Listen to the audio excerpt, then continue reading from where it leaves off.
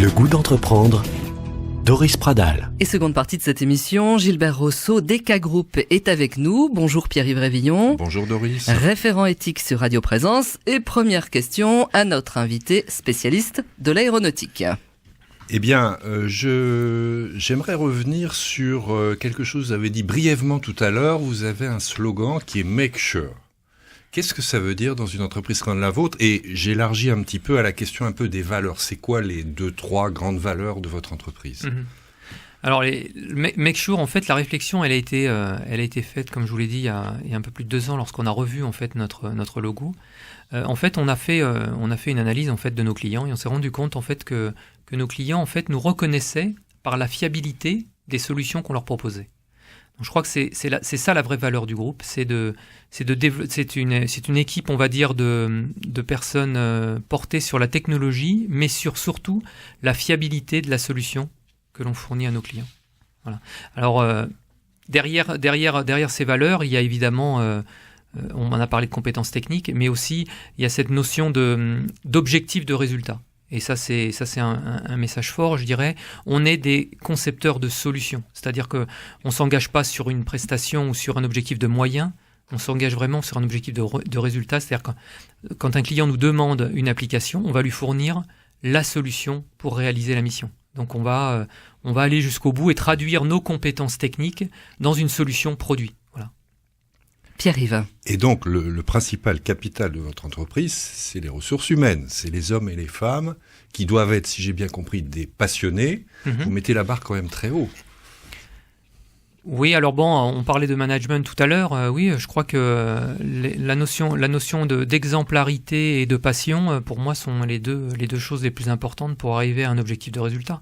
Donc, je crois que si les gens sont pas passionnés par ce qu'ils font, et si les gens n'ont pas une volonté, entre guillemets, de se dépasser dans toutes les limites que ça peut comprendre, mais d'atteindre cet objectif où la communauté qui a travaillé autour de ça va, j'irai s'accomplir. Donc pour moi, c'est un vrai projet d'équipe. Et donc cette exemplarité, c'est tout simplement le respect de l'autre, le respect de son client interne ou de son fournisseur interne. On est tous des maillons dans la chaîne. Tous les maillons sont très importants pour atteindre l'objectif de résultat. Et donc pour moi, ils sont, je dirais, indispensables.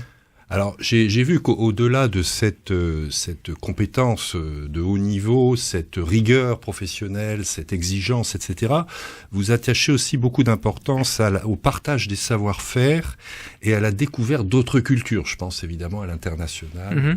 Vous pourriez en dire un peu plus là-dessus ?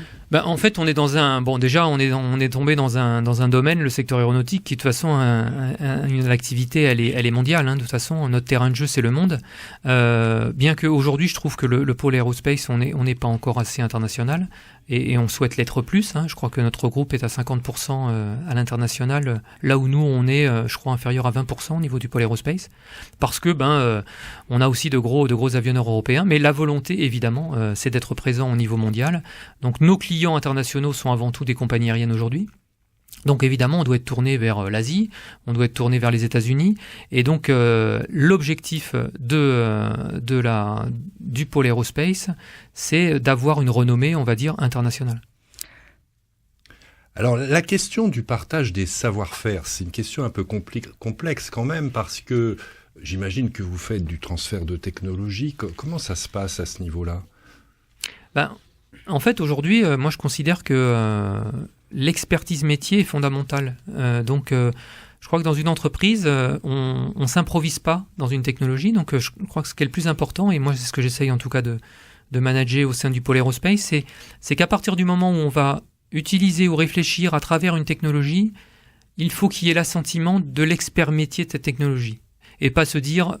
Bon, ça je le maîtrise suffisamment, j'ai pas besoin de lui demander son avis. Je crois que c'est très important.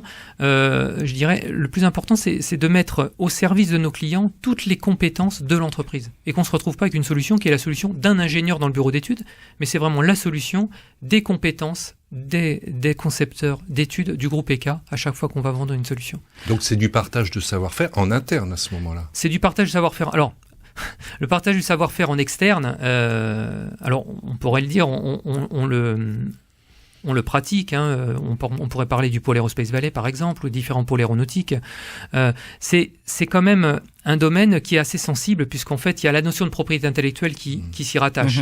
Et quand vous êtes concepteur de solutions, partager des savoir-faire, faut-il encore avoir des conventions de travail ensemble, être bien complémentaires et, entre guillemets, construire ensemble un projet et un objectif où les deux structures ou les différents partenaires qui vont partager ce savoir vont y retrouver, on va dire, l'objectif de croissance ou l'objectif de développement. Ce qui veut dire que vous êtes obligé de fidéliser votre personnel, les personnes qui travaillent dans votre équipe.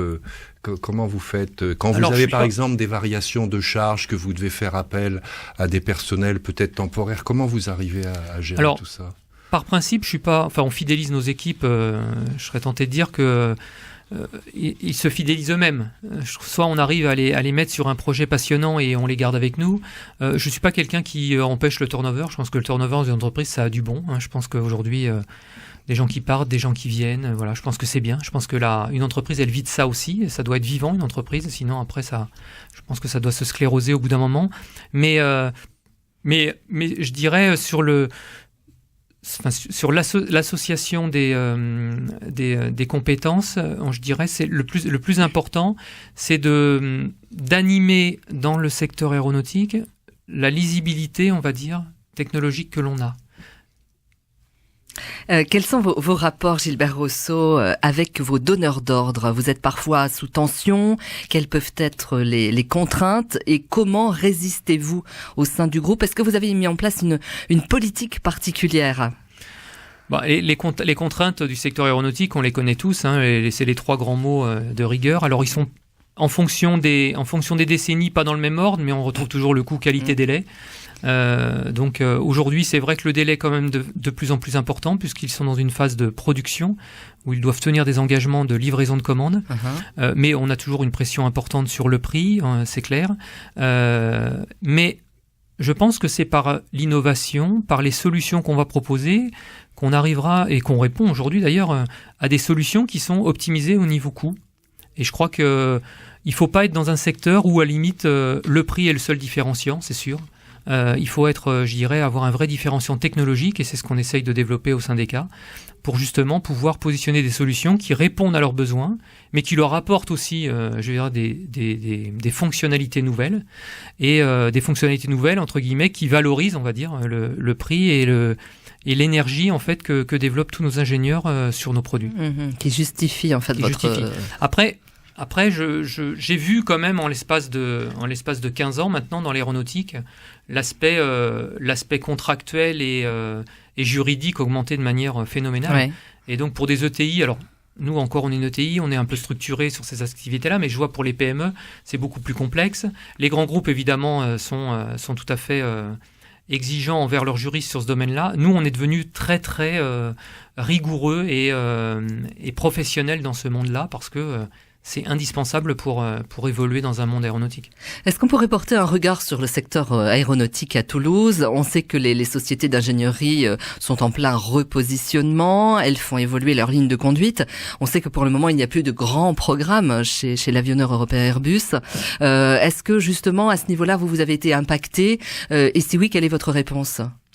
Impacté, oui, puisqu'en fait, dans un grand programme, évidemment, l'avionneur va, par exemple, mettre des nouveaux moyens pour produire ou développer ses aéronefs. Donc forcément, pour nous, c'est une activité qui nous amène, je dirais, des développements nouveaux et la possibilité de positionner de nouveaux produits. Mais dans l'augmentation de cadence aussi, donc je dirais, la typologie d'entreprise que nous sommes est beaucoup moins impactée que peuvent être impactés, par exemple, le monde de l'ingénierie ou du développement d'aéronefs. Donc les grands groupes d'ingénierie où eux, je dirais, ont pris de plein fouet le fait d'avoir des programmes aujourd'hui qui s'arrêtent, en fait, qui sont plutôt des programmes de développement, puisqu'une remotorisation et d'un avion et le développement d'un nouvel avion, c'est des investissements complètement différents, c'est clair. Donc eux sont dans une position plus délicate que nous pouvons l'être. Par contre, ils se replient sur des activités, par exemple, comme nous, on prend des sociétés d'ingénierie, justement, vous parliez d'ailleurs tout à l'heure d'à-coup de charge, ça nous arrive d'avoir, je dirais, alors pas évidemment avec les mêmes volumes que peut faire Airbus, mais avec des volumes beaucoup moindres et plus modestes, mais on est des clients aussi de ces sociétés-là. C'est-à-dire vous réorienter davantage vers le côté production? On réoriente pas, mais les sociétés d'ingénierie, eux, se réorientent vers des producteurs d'équipements ou de biens d'équipement et pas des producteurs d'aéronefs, puisque aujourd'hui, il n'y a plus de développement de nouveaux programmes. Tout à fait. Pierre-Yves Réveillon, une dernière question. Alors, vous êtes implanté évidemment dans une région très, très moteur en matière dans votre domaine. Comment vous voyez votre responsabilité sociale d'entreprise ou sociétale par rapport à la région où vous êtes, en termes d'emploi, en termes de moteur économique, etc. Est-ce que vous avez une stratégie La stratégie, c'est de s'intégrer complètement dans les divers axes de développement régional. Donc, à notre échelle, on a embauché 15 personnes l'an dernier, par exemple. Donc, sur une entreprise de 160 personnes, ça fait quand même 10% de croissance en effectif, ce qui n'est pas négligeable. On a des axes de développement technologique sur, par exemple, la rupture technologique de l'impression 3D. On a monté un partenariat avec Prodways et donc on amène une autre entité du groupe Gorgé, qui est l'actionnaire majoritaire du groupe EK en région, puisqu'on va accueillir la division aérospace du groupe Prodways dans nos locaux de Saint-Martin-du-Touche qu'on a déployé l'année dernière au mois de mars. Donc en fait, on tire à la fois la technologie et les compétences du groupe en région. Donc quelque part, on apporte, je dirais, des nouveaux projets, on va dire, de croissance en termes d'effectifs, mais aussi de croissance technologique, puisque l'impression 3D est quand même un secteur complètement en essor en région. Donc on va discuter avec des gens de l'IRT Saint-Exupéry, avec les pôles Aerospace Valley, avec Airbus, avec tous les grands donneurs d'ordre autour de ça. On va discuter et monter des partenariats, par exemple, avec d'autres sociétés comme Nexteam Group, par exemple, qui est en fait un fournisseur de rang 1 pour Airbus en pièces embarquées, pour développer des nouvelles offres autour de l'équipement embarqué. Donc notre intervention dans le microcosme régional, c'est avant tout de développer, on va dire, la position des ETI au sein de cette grande famille aéronautique qui est avant tout pilotée par des grands groupes. Et donc, de démontrer à ce secteur aéronautique qu'une ETI, c'est ni plus ni moins qu'une PME qui commence à bien réussir et sur qui, je pense, on va dire, les grosses industries françaises, et le GIFAS en parle aussi, peuvent s'appuyer maintenant parce qu'il y a des ETI comme EK très bien positionnés technologiquement, avec des compétences et une organisation digne d'une organisation programmatique d'un grand groupe, qui peuvent répondre à des développements technologiques en région et apporter justement une croissance et justement un regain d'activité en termes d'emploi. Vous avez fait passer le message, c'est parfait. Merci Gilbert Rousseau. Merci à vous Pierre-Yves Révillon. Merci à vous d'être de plus en plus nombreux à nous écouter sur Radio Présence. Pour le goût d'entreprendre, pour nous joindre, écrivez-nous entreprendre@radioprésence.com.